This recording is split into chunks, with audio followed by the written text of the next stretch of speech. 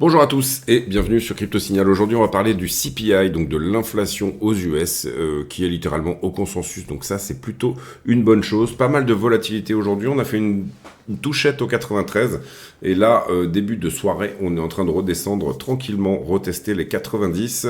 Donc voilà, on fera là, comme d'habitude également, la routine habituelle, c'est-à-dire analyse technique, analyse fondamentale et analyse de sentiment, donc de liquidité. Allez, intro.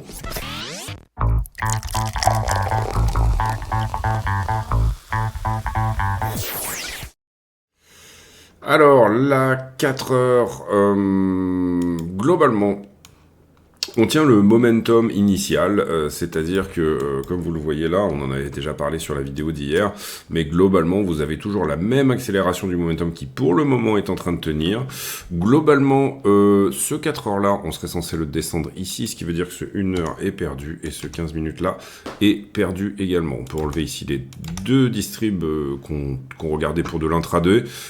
Concrètement, soit on regarde ici, du coup, on a eu notre flat là-dedans, et on aura une continuation.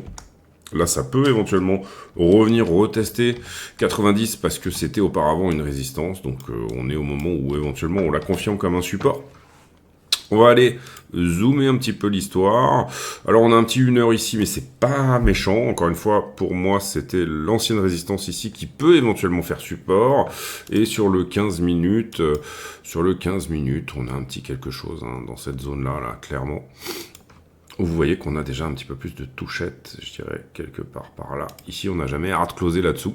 Donc, si dans les 15 minutes, on se reprend et qu'on tient à ce niveau-là, on est juste sur une petite prise de liquidité sous la structure intermédiaire, qui est celle-ci, la mini flat que vous voyez, la grosse flat, la petite flat ici.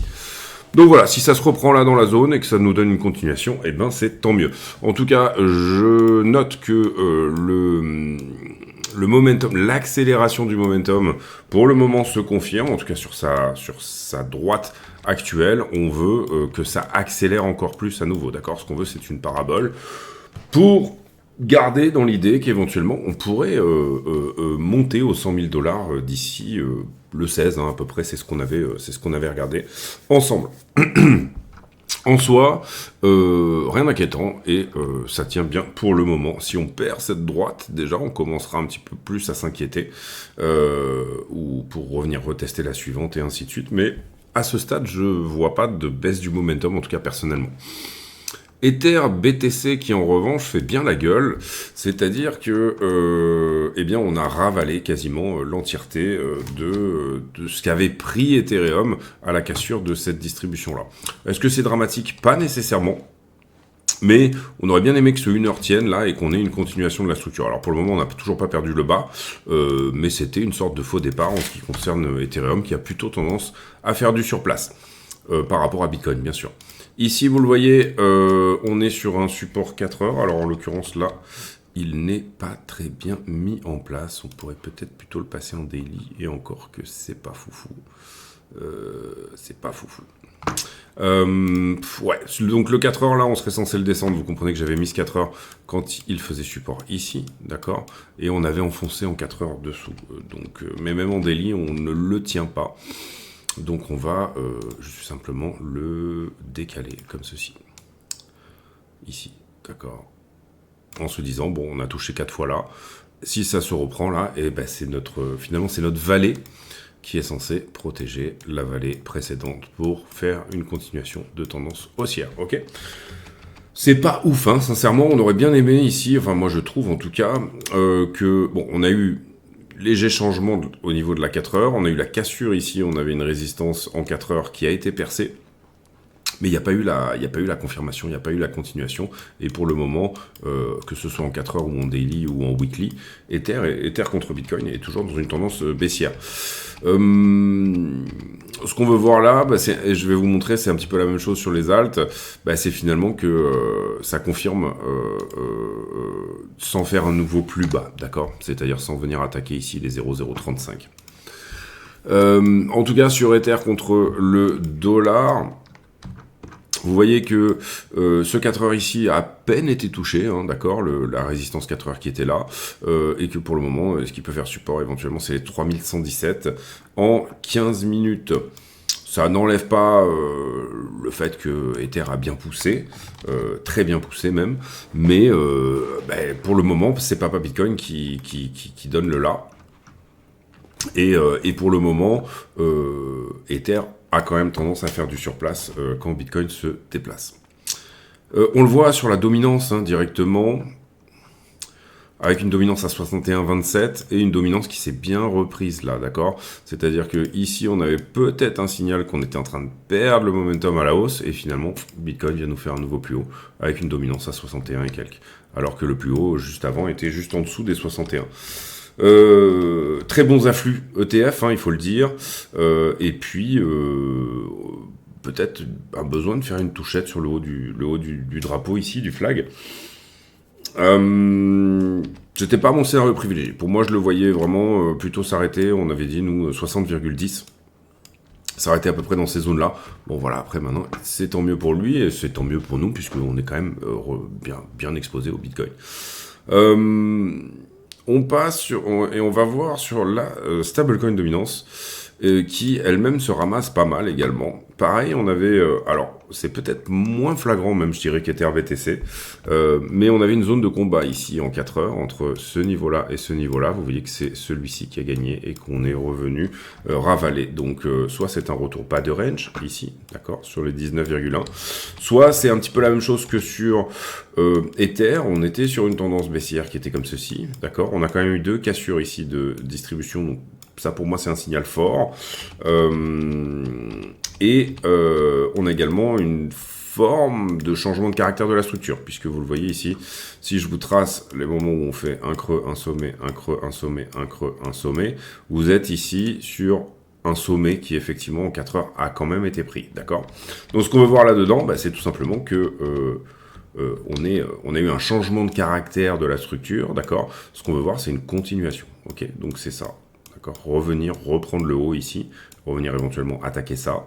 Mais à ce stade, ça ne s'est pas fait sur le 4 heures inférieur. Est-ce que sur la stablecoin dominance, on peut voir un support? Oui, il y a un petit quelque chose dans cette zone-là. Donc ce qu'on va faire, c'est qu'on va prendre ça.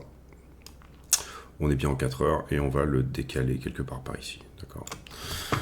En tout cas, c'est pas très joli là ici, vous le voyez, le fait qu'on perde la trend. Si on avait rebondi sur la trend, c'était plutôt cool, mais là on voit quand même que c'est à la correction en ce moment. Voilà, aucun problème de ce côté-là. Pour le moment, tant mieux. Ça nous donne le temps éventuellement de se positionner sur les alts. Et encore une fois, ça je l'ai beaucoup dit, mais sur les alts, on est probablement dans un range de réaccumulation avant de repartir, d'accord. Maintenant, il existe un scénario où on va à 12% sur les alts, d'accord, et où Bitcoin prend toute la place, et où ça peut être dans un cadre de correction, ça peut être dans un cadre d'extrême momentum en ce qui concerne BTC tout seul.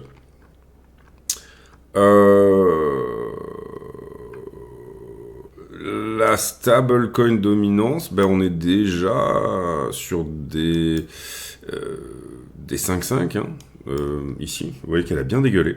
Donc en gros, tous les stablecoins qui sont burnés, ils viennent sur Bitcoin en ce moment, d'accord. C'est ça qui l'emmène à 61% de dominance. Je pense vraiment qu'on n'est pas loin de passer risk-on. Maintenant, il y a en ce moment un énorme momentum pour BTC, surtout en ce qui concerne les afflux ETF. Et donc tant mieux pour lui. Et encore une fois, c'est pas nécessairement quelque chose de rédhibitoire, et ça permet ici, encore une fois, d'avoir des éventuelles chances de réaccumuler. On passe assez rapidement du coup sur l'analyse technique, on va directement aller sur le fonda.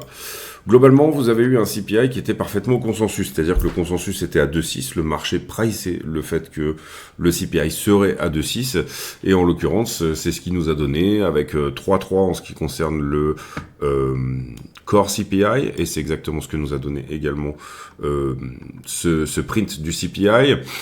Globalement, ce qu'on peut voir d'une manière générale, s'il y avait une idée à mettre en place, et moi ça fait pas mal de temps que je commence à défendre cette idée-là, bah, c'est qu'on a un shelter, donc des coûts d'hébergement qui sont à chaque fois à l'augmentation. D'accord ? Et si on regarde la courbe globalement du CPI américain depuis un certain temps, ici, courbe que nous on a tendance à suivre avec le corps, etc. Donc du coup, voilà, d'avoir vraiment la courbe au jour le jour et en essayant de voir quelle est la tendance et comment se place le core CPI.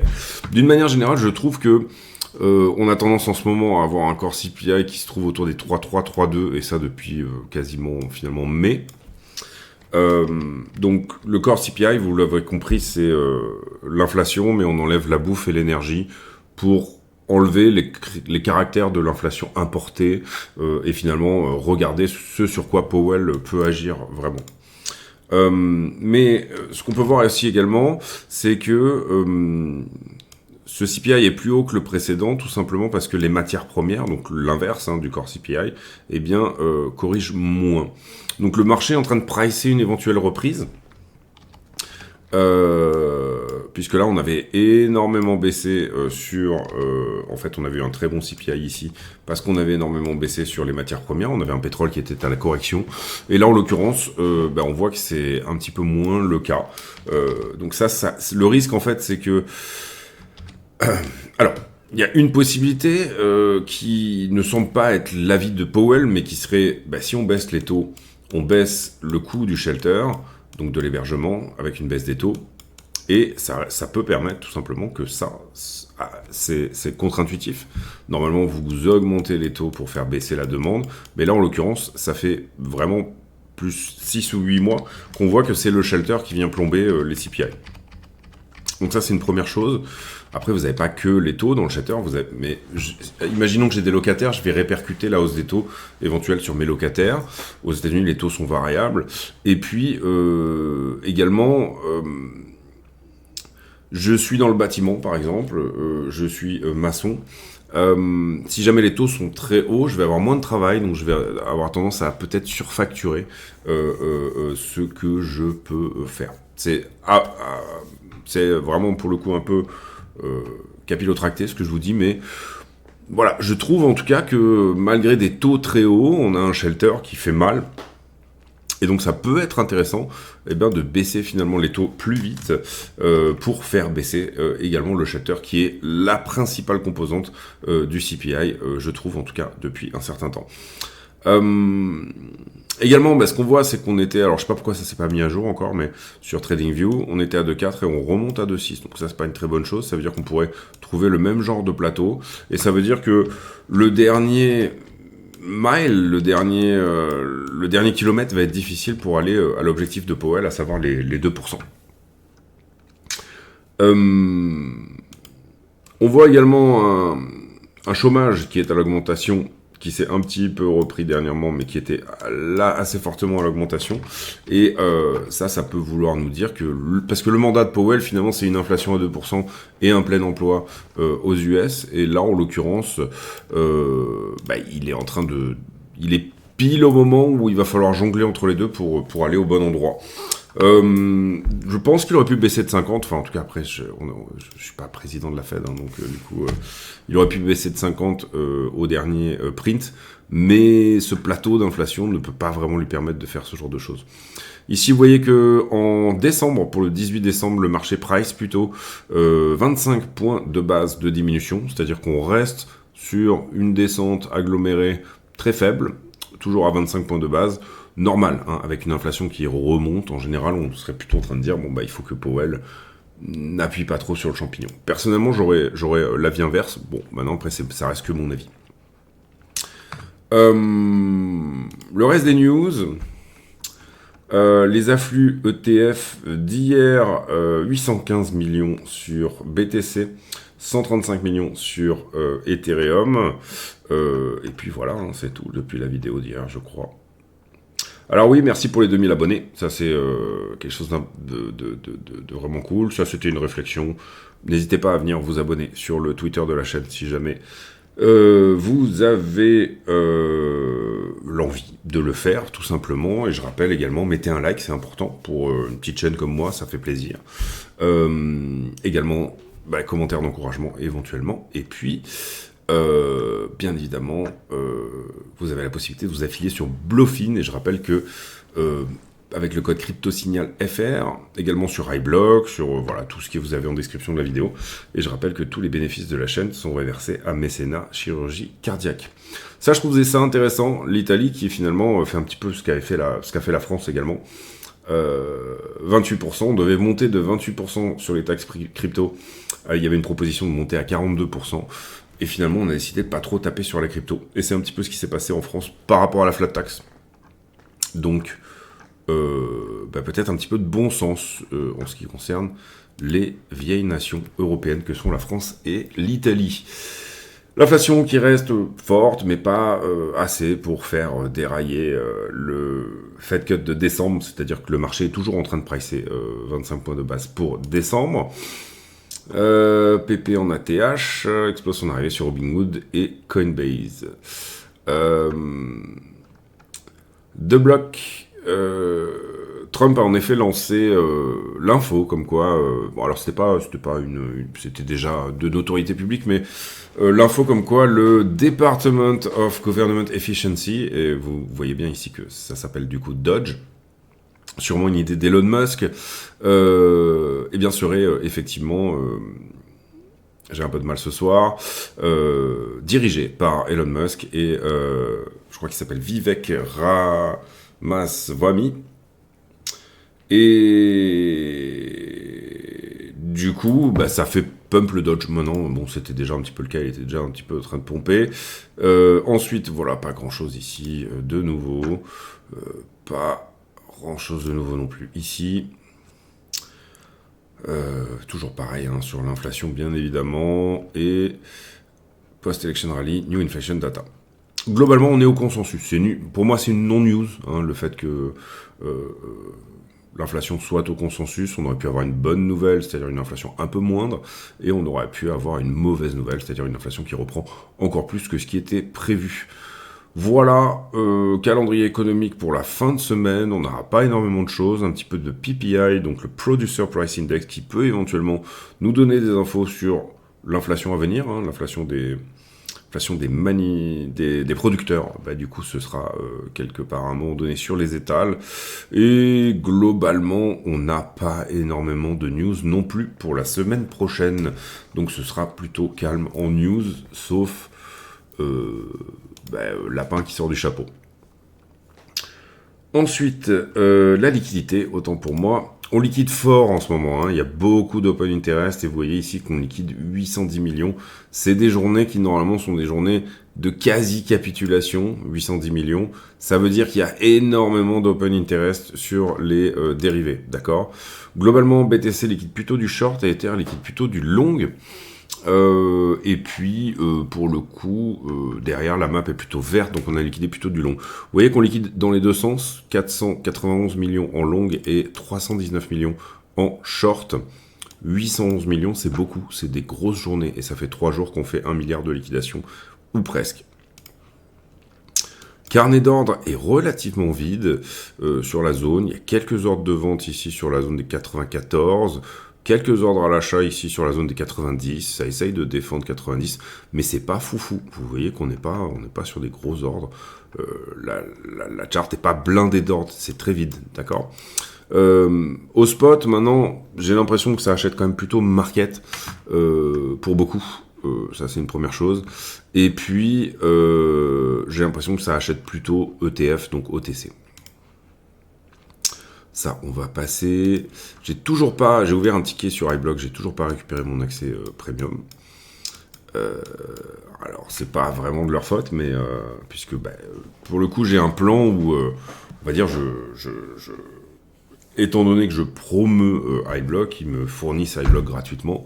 Mais bon, voilà, il faut qu'ils me le remettent, bien sûr. Ici, on a pris ce point de longue. Globalement, ce que je trouve, c'est, là, je vois un open interest qui... un prix et un open interest qui augmente avec un funding qui descend, donc on avait du short ici au-dessus de la structure. Derrière, j'ai du long qui s'est faxé là-dedans. Pourquoi? Parce que j'ai un prix qui descend, mais un funding qui reste flat, ok. Et à l'inverse, ensuite, je trouve, alors après c'est mon avis, que malgré un nouveau plus haut sur le prix, vous le voyez ici, d'accord, on a un funding qui nous fait un plus bas. Donc ça veut dire que j'ai du short au-dessus de la structure également. Alors qui short en ce moment, ça peut paraître choquant de se dire, bah tiens, sur un mouvement aussi violent, il y a du monde qui short, c'est du hedge, hein, d'accord, c'est des gens qui vont acheter au spot derrière, ou qui vont ouvrir une position dans l'autre sens, et qui du coup se hedge en shortant. Donc parce qu'on est sur des zones quand même assez risquées. Donc du coup ça c'est relativement normal. Derrière, des bonnes chances qu'on revienne quand même sur les 19 milliards d'open interest ici vers le bas. Vous voyez que ça liquide fort, ça prend vraiment 1 milliard par jour en ce moment, c'est colossal, d'accord. C'est vraiment colossal ce qui se fait liquider, et à quel point ça pousse. Et à quel point il y a de plus en plus d'open interest, hein. Ça je le répète aussi, c'est vraiment colossal. Alors il y a beaucoup d'achats au spot, ça c'est une très bonne chose également, mais cette poussée sur l'open interest veut dire qu'on est très chargé sur les dérivés, et parfois, alors encore une fois, quand on pousse au niveau du prix comme ça, et c'est quelque chose que j'ai déjà pas mal défendu sur la chaîne, il faut mettre un petit peu la liquidité de côté. Il faut la pondérer, qu'elle soit un peu moins pondérée que quand on était dans un marché de liquidité, comme quand on était dans la longue consolidation, où là c'était assez facile, hein, mais de trader la liquidité. Là en ce moment, c'est, je trouve, plus facile de garder un trade malgré une liquidité forte, tout en le dérisquant, hein, bien sûr, et en prenant des profits petit à petit. Mais je trouve que il y a beaucoup de monde sur les dérivés. En tout cas, c'est mon avis. iBlock, j'ai toujours pas récupéré. Je mets en pause pour voir si c'est pas le cas quand même. Et non, j'ai toujours pas récupéré mon accès. Pourtant, je regardais tout à l'heure, je leur ai... Il y a peut-être 17, 18 personnes qui ont pris iBlock grâce à moi. Donc, j'ai ouvert un ticket, j'ai gueulé, j'ai envoyé plusieurs mails. Désolé pour ça, mais ça ira mieux probablement demain. Mais en soi, voilà, on a cette idée que y a un petit peu de monde sous cette structure intermédiaire ici. Hein, je serais pas étonné qu'on vienne enfoncer un petit peu cette structure-là, et que surtout, voilà, si on ne tient pas 90, pour moi c'est 85 qui fera support à nouveau. Si en revanche on tient 90 et qu'on rebondit dessus, on est littéralement sur un escalier. Aller à 85 voudrait dire perdre le momentum du moment, ce qui serait pas forcément une très bonne nouvelle. C'est-à-dire qu'on pourrait rentrer dans une correction plus substantielle. Donc on veut que 90 tienne, en tout cas pour aller sur les targets afférentes, c'est-à-dire quelque part, encore une fois, entre 120 et 140 000 $, ne serait-ce que sur ce mouvement. Ici, par ailleurs, alors pour le coup, vous le voyez, le petit 15 minutes avant qu'on commence la vidéo est perdu. On est désormais plutôt dans cette zone-là. D'accord. Et on est littéralement sur les 90. D'accord. Donc ça va être un moment Nutella un petit peu de savoir si ça peut tenir. D'accord. Ça qui a auparavant été résistance est racheté. Qu'est-ce que ça veut dire? Quelle est la psychologie d'un retest de ce type, d'une inversion de polarité? On voit d'ailleurs qu'il y a presque une épaule tête-épaule inversée ici en correction, d'accord. Et ben c'est simplement de dire, comment dire, je me suis fait peur ici, par exemple, admettons que ici j'ai long une fois, j'ai long 2 fois, je me suis fait peur par 2 fois. Quand on revient ici, finalement je vais venir vendre, d'accord. Donc en fait, ça permet de tenir. Ce que je veux dire par là, c'est plus... comment expliquer ça? D'abord, j'ai shorté là, j'ai shorté là, j'ai shorté là. Ok.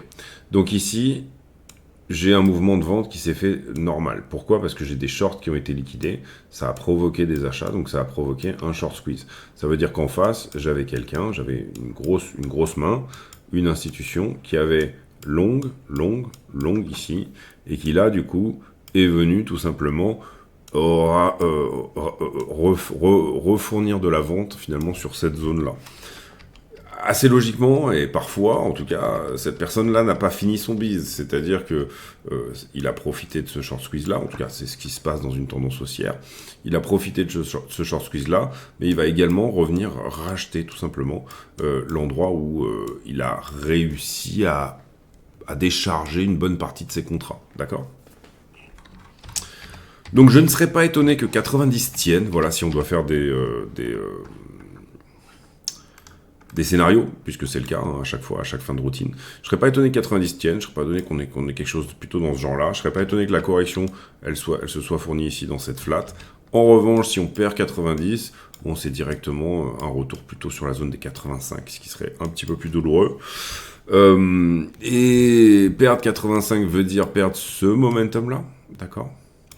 Ce qui voudrait dire qu'à minima, on remet un petit peu en cause l'idée d'une parabole. C'est-à-dire que l'idée d'une parabole, c'est d'avoir un truc où vous n'avez pas de grandes corrections comme ça, assez longues, de corrections intermédiaires. Voilà, c'est ça que je veux dire. C'est on pousse, paf, paf, paf, paf, paf, on a notre support, pouf, on pousse encore.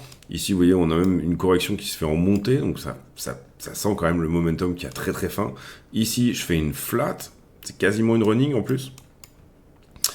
Et puis ici, je pousse à nouveau. On veut que ça continue comme ça, si vous préférez. On veut pas avoir quelque chose qui se fait sous la forme d'une... On veut que ça soit une vague en soi. On veut qu'il y ait des extensions dans tous les sens. Et on veut pas que ça se prenne la forme de quelque chose qui revient nous donner quelque chose comme ceci. D'accord ? Autour de... Excusez-moi.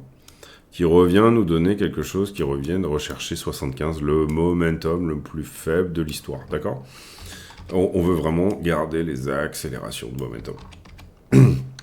En soi, et c'est une technique qui se vaut, mais celui qui a vraiment pas pris aucun profit, c'est-à-dire qui a ouvert, admettons sur cette zone-là, nous on a ouvert à peu près par là, sur la zone des 60, celui qui a ouvert là-dedans mais qui n'a pris aucun profit, a peut-être ici, enfin même a sans doute, de toute façon, parce que, voilà, pour moi c'est une connerie de pas prendre de profit, mais c'est une méthode comme une autre, et bien tendance à mettre son stop sous chacune des structures, c'est-à-dire il a des fortes chances d'être sorti, mais au moins il verrouille effectivement la totalité d'un profit plus haut. C'est une méthode comme une autre.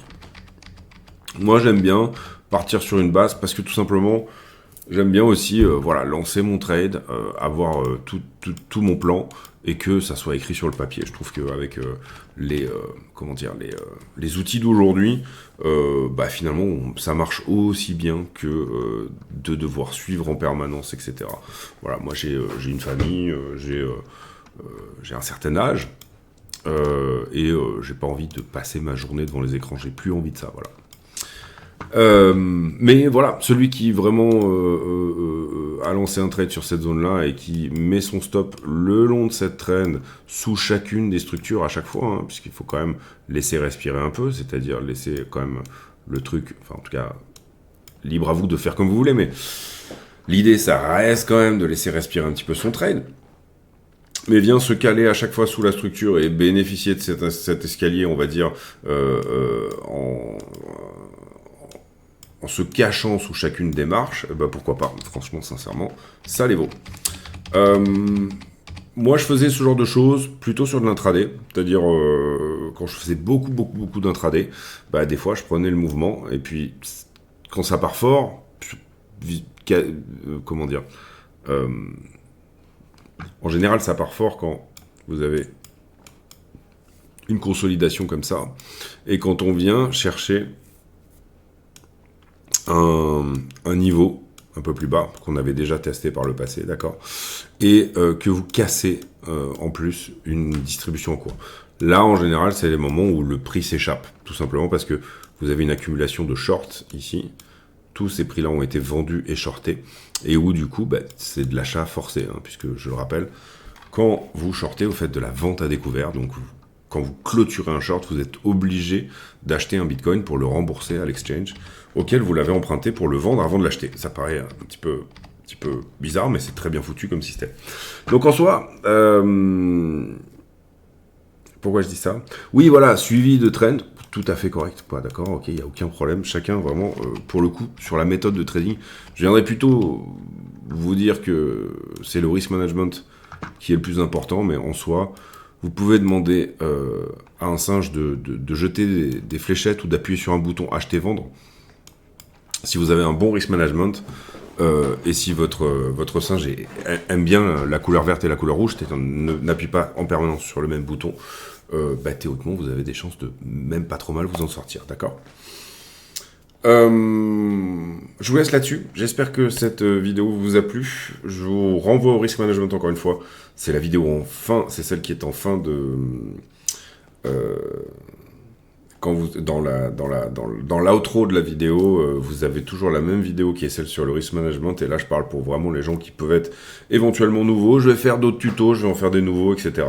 Là, pour l'instant, je reste sur les routines parce que voilà, j'ai plus envie de faire ça. Enfin voilà, de toute façon, je fais un peu ce que je veux. Mais en soi, il va y avoir un retour sur plus de tutos et plus de moments vraiment spécifiques au trading, soit dans des vidéos dédiées, soit dans les routines. Les deux sont possibles. J'ai pour habitude en fin de vidéo de poser une question à la con, c'est-à-dire une question qui n'a rien à voir avec le prix du Bitcoin, mais qui nous permet de converser de choses et d'autres. Tiens, est-ce que vous avez l'impression qu'en ce moment, l'inflation, elle est autour des 2,40 ? Parce que moi, c'est pas vraiment mon cas. Hein. Putain, j'ai l'impression qu'on se fait allumer dans tous les sens. Je trouve que... Bon, après, il faut bien comprendre que 2% par an, c'est énorme, d'accord, puisque c'est exponentiel. C'est-à-dire que vous avez... l'année prochaine, vous aurez 1,02 fois 1,02, d'accord, il y aura toujours quelque chose de beaucoup plus. Donc en soi, voilà, je réfléchissais à ça. Oui, parce que voilà, le mec qui raconte sa vie, je vais me racheter une combi de ski, parce que la mienne est rincée, là, j'ai ressorti un peu mes affaires de ski, parce que je dois partir au ski en février, donc j'ai commencé à regarder un petit peu mes affaires, et ma combi est complètement rincée, elle a malheureusement pas été très bien stockée, mais surtout, ça fait peut-être 20 ans que je l'ai. Super combi d'ailleurs. Et je me rappelais à l'époque l'avoir acheté 150 €. Et là, je me renseigne pour de la qualité, une combi qui pourrait durer 20 ans, hein, c'est-à-dire bon, du Picture, voilà, du Volcom, de la bonne cam. Et on est plutôt sur les 400 balles pour le haut de gamme d'un pantalon. Et pantalon et veste, on est même, si on prend la veste avec, je dirais on est plutôt sur les 800 balles. Et je me rappelle vraiment très bien avoir payé cette combi, parce qu'à l'époque, ça m'avait paru super cher. Et on était donc alors je sais plus si c'était 1000 francs ou 150 €, je pense qu'on était déjà en euros à l'époque. Mais voilà, donc du coup, il faut comprendre qu'on est sur x4, sur 20 ans glissés. Et c'est complètement débile de calculer l'inflation juste par rapport à l'année d'avant. Il faudrait la calculer en francs constants, et en l'occurrence en francs constants peut-être 2000 par exemple, ou en francs constants depuis l'euro par exemple. Mais c'est des chiffres qu'on voit très très peu, je trouve, sortir, tout simplement parce que sinon on prendrait peur.